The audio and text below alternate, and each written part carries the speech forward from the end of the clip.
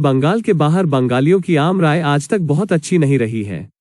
लोग सोचते हैं कि बंगाली आलसी लोग हैं जो हमेशा मेहनत से दूर रहने की कोशिश करते हैं। उनका मानना है कि बंगालियों के पास उन चीजों के उच्चारण का एक विशिष्ट तरीका है जिसके बारे में वो आमतौर पर हंसते हैं। कुछ बॉलीवुड फिल्मों में बंगालियों को नकारात्मक या मजाकिया कैरेक्टर्स के रूप में दिखाया जाता है, क्योंकि एक आम गलत धारणा है कि उनके बंगाली अनावश्यक रूप से चीजों को जटिल बनाते हैं और उनकी मानसिकता ग्रोथ ओरिएंटेड नहीं है। हालांकि जीवन के हर क्षेत्र में शुरुआती समय से ही बंगालियों का योगदान हमेशा रिमार्केबल रहा है। हम समाज के अलग अलग स्तरों से अलग अलग प्रभावशाली व्यक्तियों के उदाहरण ले सकते हैं, जैसे 1. हेरल्ड ऑफ न्यू एज, राजा राम मोहन रॉय। वो एक भारतीय सोशल रिफॉर्मर थे जो भारतीय उपमहाद्वीप में एक social religious reform movement Brahmo समाज के अग्रदूत ब्राह्मो सभा के संस्थापकों में से एक थे। उन्हें सती प्रथा और चाइल्ड मैरिज यानी कि बाल विवाह की प्रथा को समाप्त करने के अपने प्रयासों के लिए जाना जाता था। 2. The man who built Vivekananda was Ramakrishna. 19वीं शताब्दी के बंगाल में एक भारतीय हिंदू रहस्यवादी, संत और धार्मिक नेता थे।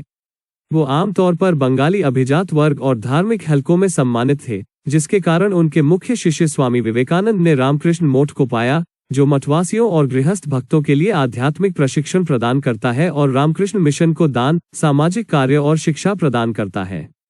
3. The man who taught the world how to live life, none other than Narendranath Datta, जिसे स्वामी विवेकानंद के नाम से जाना जाता है।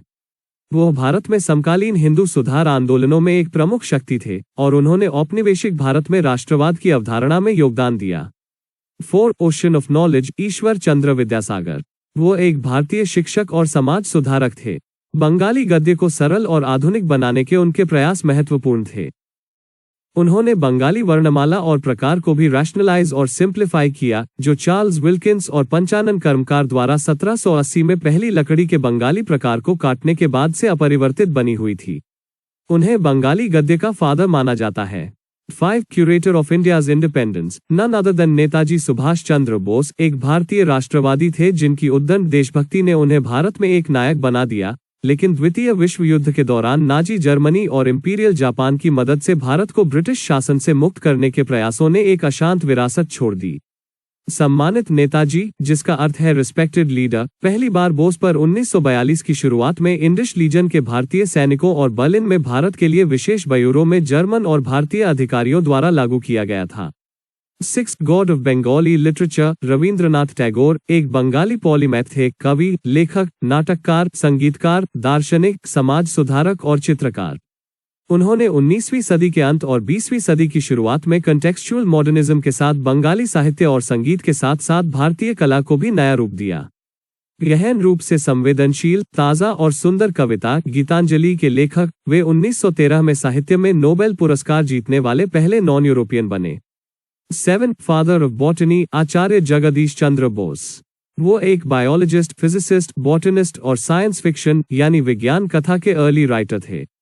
उन्होंने रेडियो और माइक्रोवेव ऑप्टिक्स की जांच का बीड़ा उठाया, प्लांट साइंस में सिग्निफिकेंट कॉन्ट्रीब्यूशंस दिया और इंडियन सबकॉन्टिनेंट में प्रायोगिक विज्ञान की फाउंडेशंस रखी। वो पहले व्यक्ति थे जिन्होंने यह पता लगाया कि जीवन पौधों में भी मौजूद है। 8. The man who defined black holes better than none, Satyendranath Bose, एक भारतीय मैथमेटिशियन और थियोरेटिकल फिजिक्स में विशेषज्ञता वाले भौतिक विज्ञानी थे। वह 1920 के दशक की शुरुआत में क्वांटम फिजिक्स पर अपने काम के लिए जाने जाते हैं। बोस आइंस्टीन स्टैटिस्टिक्स के लिए फाउंडेशंस और थियोरी विकसित करने में एल्बर्ट आइंस्टाइन के साथ सहयोग करते हुए रॉयल सोसाइटी के एक व्यक्ति, उन्हें भारत सरकार द्वारा 1954 में भारत के दूसरे सर्वोच्च नागरिक पुरस्कार पद्म विभूषण से सम्मानित किया गया था। 9. Abhas Kumar Ganguly, better known as Kishore Kumar, Bharat के अब तक के सबसे महान गायक थे। वो भारतीय फिल्म उद्योग में सबसे लोकप्रिय गायकों में से एक थे और सॉफ्ट नंबर से लेकर पेपी ट्रैक से लेकर रोमांटिक मूड तक। कुमार को सफलता इसलिए मिली क्योंकि उनकी आवाज सीधे सबसे सेंसिटिव पॉइंट पर माइक्रोफोन से टकराती थी।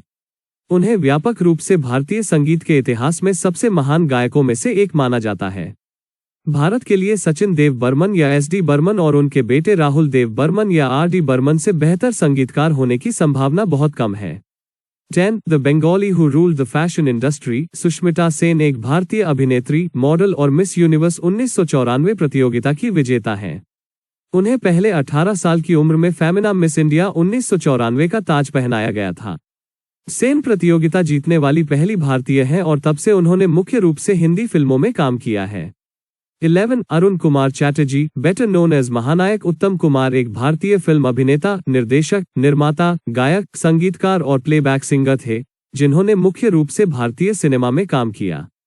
अपने करियर के माध्यम से उन्होंने व्यावसायिक और महत्वपूर्ण सफलता अर्जित की और वे एक भारतीय सांस्कृतिक प्रतीक के रूप में बने रहे। 12 सत्यजीत रे, एक भारतीय director, script writer, documentary film maker, author, essayist, lyricist, magazine editor, illustrator, calligrapher and music composer थे। उन्हें the Apu trilogy, the music room, the big city आदि जैसे कार्यों के लिए अप्रिशिएट किया जाता है। 13 god of off side, Sourav Ganguly, जिन्हें दादा के नाम से भी जाना जाता है, एक भारतीय क्रिकेट प्रशासक, कमेंटेटर और पूर्व राष्ट्रीय क्रिकेट टीम के कप्तान हैं, जो भारतीय क्रिकेट कंट्रोल बोर्ड (BCCI) के 39वें और वर्तमान प्रेसिडेंट हैं। उन्हें लोकप्रिय रूप से भारतीय क्रिकेट के महाराजा के रूप में सम्मानित किया जाता है।